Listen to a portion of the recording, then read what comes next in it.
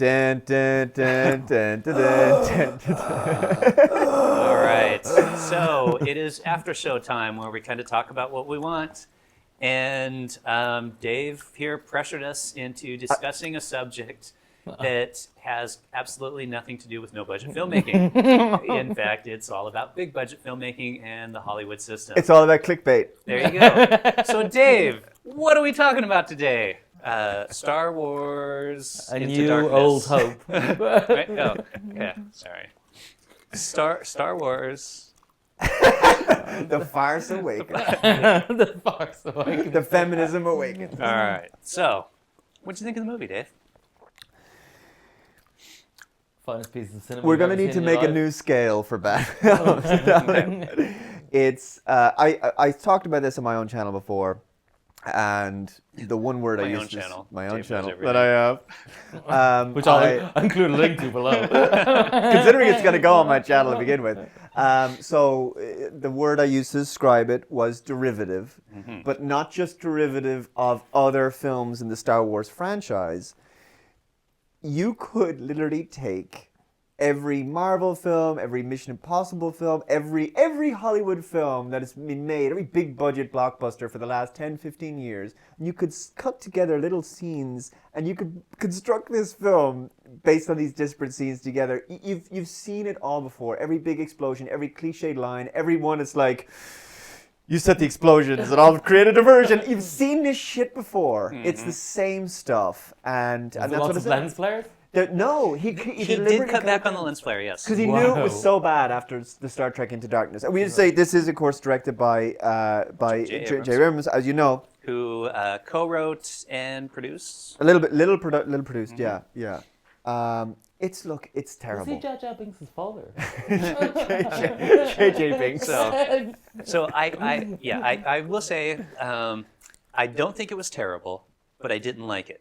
And Because it was terrible, you know. the problem is one, he did the same thing he did with Star Trek, which is just basically take a previous movie, put it, and put new people in basically the same roles, doing the same thing that Star Wars New Hope did. But it had nicer special effects. People will say, well, at least it was better than the crappy George Lucas prequels. Yes. Now, I say which that is too. true. They were just like video games you couldn't play. That's what they felt like. They were just CGI There were mess. actual people in the Stormtrooper outfits. Right. Okay. But the difference is, at least they had their own original plots. Not Yes. saying much, but they did.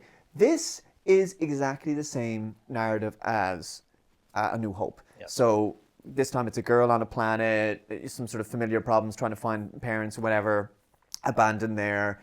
We have the first, what is it, the First Order, or whatever they Yeah, call the themselves. First Order, no longer the Empire, No no longer longer the Empire.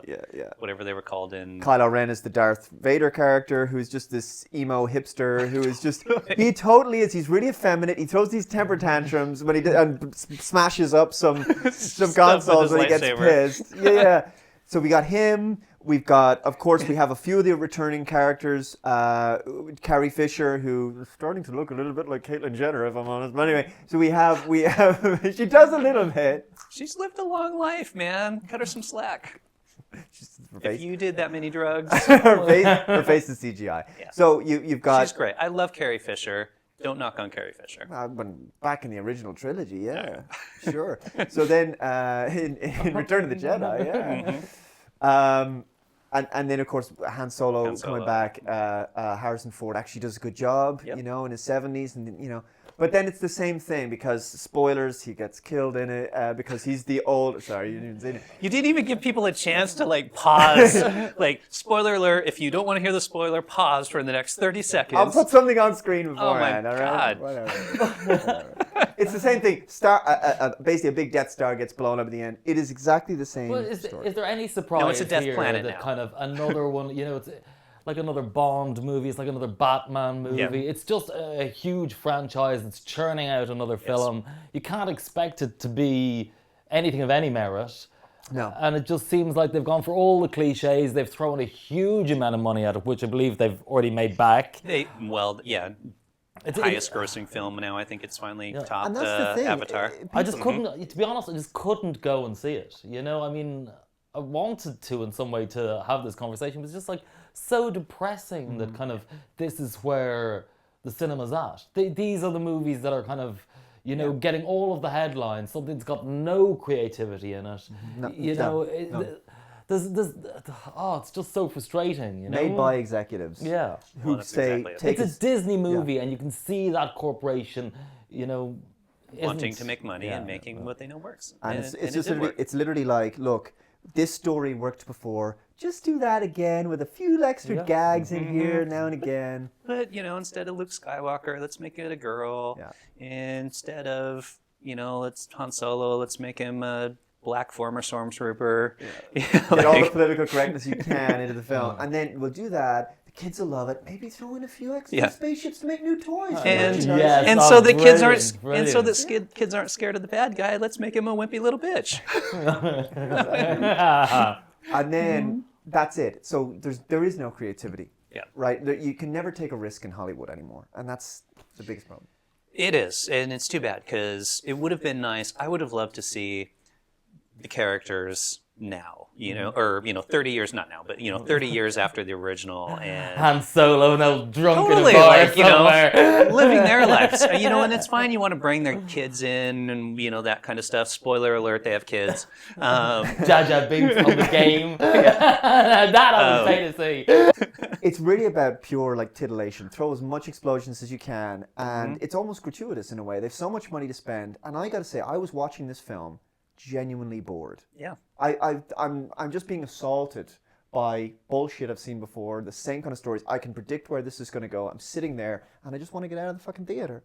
And I compared it to a really good sci-fi film. You ever see Ex Machina? No. You haven't seen Ex Machina? Okay, it's a British sci-fi film. You gotta check this out. Donald Gleeson, who's actually in that film, is in it as well, and it's just three actors. Oh, well, The girl, Yeah, she's yeah, a yeah, robot, yeah. Ava. Yeah. And so he goes to this rich billionaire's house, and he's creating Damn this nice artificial. pad, actually. Yeah. He's creating this artificial intelligence, and the character is basically trying to figure out, is she sentient? Is she aware? And it's just a mind game, and it's a really intense drama. It's clever. You don't know where it's going to go. You're on the edge of your seat. It's tense. It's disturbing in places. This is a film to me. You know, just giving us a cartoon affair in space that is designed to just fan wank the fans. That's basically all it's doing. There's nothing new, and it's extremely derivative, like I've said. All right. So we've got hated it, didn't think it was that bad, and Knew I'd hate it, so I didn't bother even didn't seeing even it. bother seeing it. I wouldn't give Disney 10 euros of my money. Yeah. All right. Well, I guess we should throw it out to our man in the shadows, Oh, yeah. Mr. Cahill. You saw it? What'd you think? Well, I was like you. I didn't hate it. You know, I expected it to be what it was. Yeah, it was what it was. Exactly.